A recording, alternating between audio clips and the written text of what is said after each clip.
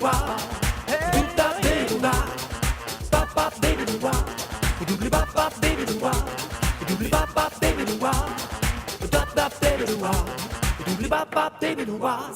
de regreso en Iquique al día. En esta ocasión estamos con un arquitecto, quien es, en este caso, don René Mancilla, que está encargado del proyecto Barrio El Morro. ¿Cómo estás, René? Muy bien, gracias, Karim, por la invitación. Bienvenido al programa. René, nunca habías estado en el programa. Siempre te he O sea, entrevistado en cámara la calle. en cámara ¿no? claro.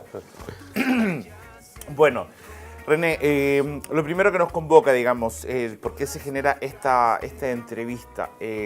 Estamos justamente en un proceso en donde el barrio El Morro busca ser tipificado, se dice, declarado. No, declarado zona típica. Primero cuéntame qué es ser zona típica. Mira, antes que nada yo quisiera agradecer a Iquique TV, porque este trabajo comenzó el año 2016 con don Luis Flores, que se sumó a esta reunión constante. Entonces Iquique TV siempre ha estado presente, dando cobertura a este trabajo, que no solamente soy yo, sino que hay un tremendo equipo que se ha convocado con el Morro, recibiendo un mandato de la comunidad para llevar adelante este proyecto de que el barrio más antiguo de Iquique sea declarado primero monumento nacional en la categoría zona típica.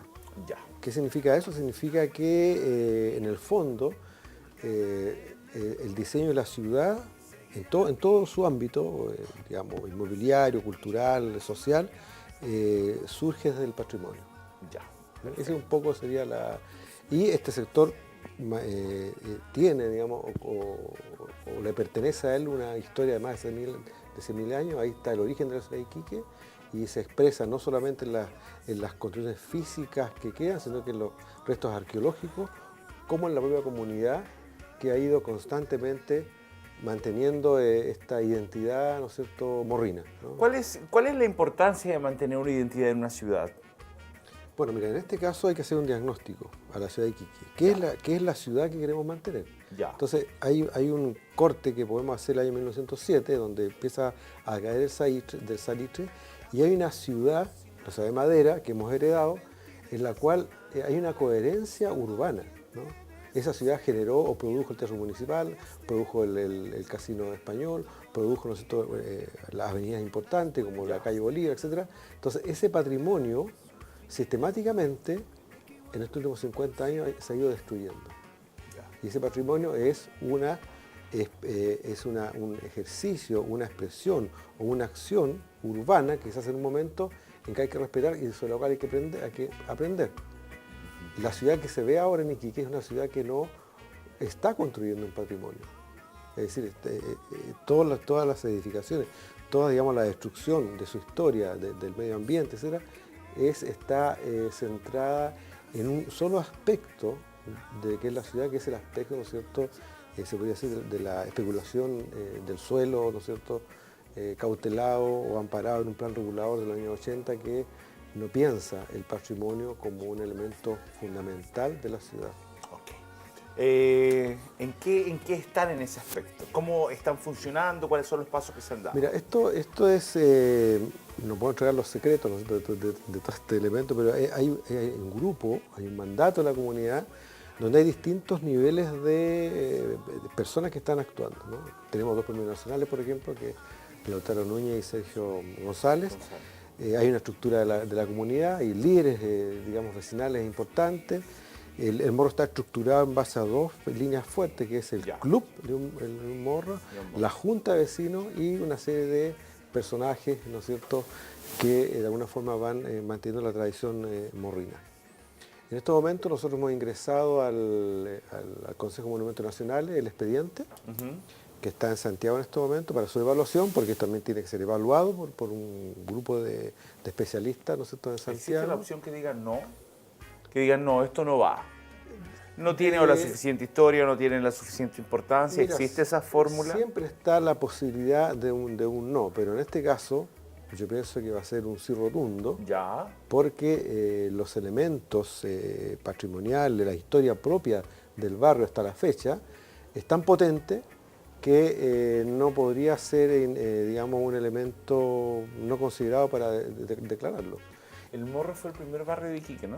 El barrio fundacional, ahí comenzó todo. Con la isla del Guano, ahí comienza toda, ¿no es cierto?, la ciudad, comienza el origen de la ciudad. O sea, si, ¿dónde es el lugar más antiguo de Iquique? Aquí era el Morro. Ahí están esas casas, ahí están... Incluso antes que Baquedano. Claro, por supuesto. Claro, Baquedano es posterior, Aníbal Pinto, la primera calle con un nombre chileno, digamos, y lo que pasa es que si tú analizas la trama de la ciudad, el Morro está en perpendicular al oleaje de los antiguos muelles, que es antes que se conectara la Iraguamón con el barrio. Después cuando se incorpora la Pampa con el Salitre y aparece, por ejemplo, cuando se construye el molo y aparece la otra parte ya de la poshistoria que se llama en estos momentos, la trama tiene un giro, ¿no es cierto? Y la calle Baquedano y Aníbal Pinto toman el sentido, digamos, norte-sur. En cambio, el Morro tiene oriente-poniente y el punto de enlace de esas dos tramas es la Plaza Prat, Teatro Municipal y ese sector, ¿no? ¿Cómo es actualmente... Perdón. Perdón. ¿Cómo es actualmente, sientes tú, el cuidado que existe de parte de las autoridades, de los vecinos organizados respecto a este barrio? Mira, toda ciudad tiene procesos, toda ciudad, digamos, tiene condiciones, digamos, que la van de una forma perfilando. Entonces, este último tiempo, estos últimos años, ¿no es cierto?, se ha un poco mirado la ciudad solamente como un bien económico, ¿no? Entonces, mientras más viejo es un sector, es mejor para el inversionista porque dice, ¿sabes qué? Vamos a destruir esto, va a llegar la modernidad, entre comillas, pero eso lo que hace es destruir, ¿no es cierto?, el desarrollo o la continuidad de una comunidad en un lugar. Entonces, la zona típica, ahora con el Ministerio de las Culturas, ¿no es cierto?, va a poder recibir fondos para poder mejorar sus calles, mejorar sus casas, ¿no es cierto?, porque una persona que vive en una casa de más de 100 años, en la cual la casa, no sé, tiene un frente de 20 metros y un fondo de 30 metros, apenas le da para comprar una escoba y barrerla. Claro. Entonces no recibe ningún apoyo. Claro. Porque el patrimonio no está en este momento cuidado desde ese punto de vista. Pero con esta posibilidad es posible que lleguen fondos, ¿no es cierto? Hay muchos especialistas en Iquique en este momento. Si esto se declara zona típica, sí llegarían fondos. Por supuesto. Okay. René, mira, sabes que el tiempo en televisión es bastante corto, tengo otros temas que tocar contigo. Cuéntame un poquito del tema de lo que sucedió en México. Yo sé que tú has estado en ese país. Hace un par de días se sufrió un segundo terremoto dentro del mismo mes, sino que en esta ocasión fue con un epicentro en el DF, en Ciudad de México, su capital, más de 20 millones de habitantes. Muchos más, yo creo que van como 25 millones. O sea, yo me atrevería a bordear los 30, porque esa ciudad es la más poblada del planeta. Cuéntame un poco, ¿qué crees tú que pasó con esta situación? Los edificios derrumbándose, una treintena de edificios en el suelo, ¿cómo lo ves eso? Sí, mira, yo estuve en los años 90 en México y vi los vestigios del terremoto del 85. En la cual tú sabes que México era un lago, fue una ciudad fundada sobre un lago, o sea, un suelo que en el fondo es lacustre, ¿no es cierto? Bueno, México como se ha hundido 9 metros porque se secó el lago, quedan Xochimilco, una zona, si ustedes vieron en la imagen, que es un lago y se ve un oleaje, es decir, ver con oleaje Xochimilco es una cosa increíble. Claro. Entonces, en el 85, que el epicentro fue en el Pacífico, en Acapulco, viaja la onda sísmica, es como si llega a un plato, ¿no es cierto?, de una sopa, claro, y produce, ¿no es cierto?, una especie de ola, ¿no es cierto?, y en ese momento, claro, hay edificios inclinados, ¿sí? Entonces hubo en ese momento un decreto en el cual tenían que demolerse muchos edificios y posiblemente algunos que se cayeron ahora eran que habían quedado dañados en ese sismo del 85. Ahora el 19 de septiembre, la misma fecha, ¿no es cierto?, el epicentro cambia y se 32 años después vuelve a pasar. Y se va, el epicentro, digamos, tiene otra forma. Ahí está con oleaje. Eso es increíble que así pasa, digamos, con ese suelo en Ciudad de México. Oye, ¿por qué en México un 7,1, un 7,2 puede destruir tanto? Sin embargo, nosotros un 8 y tanto, no pasa eso. Bueno, mira, esa pregunta yo creo que la debe responder un geólogo o un ingeniero, pero la norma sísmica en Chile, a partir de la experiencia sísmica de nuestro país, a partir del gran terremoto del sur en los años 60, la experiencia del 85 en México, la norma sísmica ha generado condiciones de constructividad que son bastante, digamos, que pueden resistir grandes sismos. O sea, nosotros tuvimos el 85 acá, no, el 2005 tuvimos un casi 8, que nuevamente cambió la norma. A mí me tocó restaurar varias iglesias en el interior y, digamos, los ingenieros chilenos han avanzado mucho en esas técnicas. O sea, y me imagino que en México también hay un poco más de tema de corrupción, de coimas, de cosas. Ya, métale menos fierro, métale menos... ahorremos un poco más de plata y pasémonos tal vez a la autoridad y a la norma por encima. Sí. Me imagino que eso es así en ese país. Sí, puede ser. Lo que pasa es que no hay que estigmatizar a los países de ese punto de vista. O sea, pero ¿no? México es uno de los que tiene corrupción fuerte. Bueno, en Chile igual hay mucha corrupción en este país y es evidente. Pero resulta que los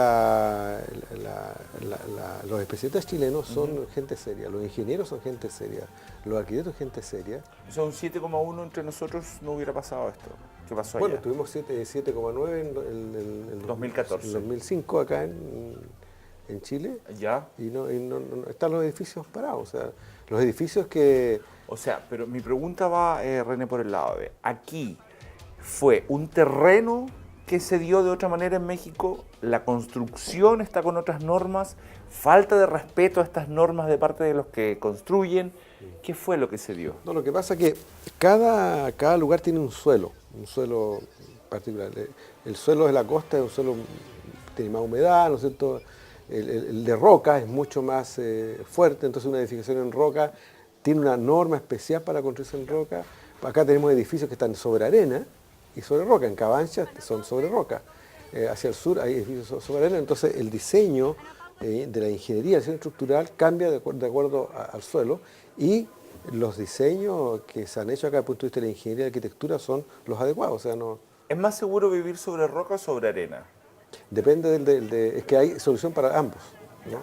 O sea, tú cuando te paras sobre roca estás más tranquilo que sobre arena, porque tienes un zapato distinto en la arena y puedes estar descalzo sobre roca, pero depende mucho del diseño y la ingeniería. Ok, perfecto. René, y antes de irme, lo que está pasando con este supermercado de La Puntilla, este supermercado que se va a expropiar, que me decías fuera de cámara que se va a pedir un pedazo para que pase por ahí el parvial de lo que es Sotomayor Esmeralda. Claro.